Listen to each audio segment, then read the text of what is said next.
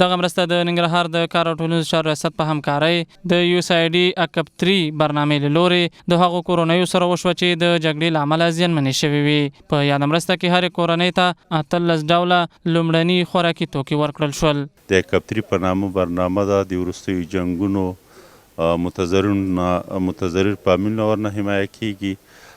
البته هغه فامیلونه دي چې د جانبین څخه نه وي.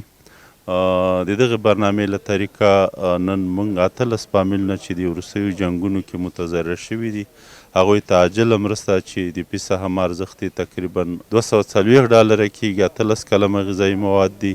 جګړه ځپلو کورنیو له یادې مرستې خوښي وښوده او د زیاتونې غوښتنه یې وکړه.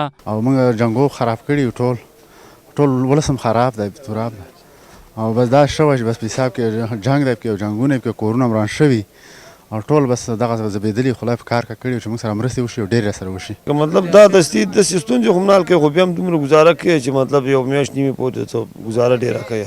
د یادونې وړ ده چې تر دې وړاندې هم په ننګرهار کې د یادې برنامې له لورې 1100 جنګ ځپلو کورنیو سره ورته مرستې شوي دي.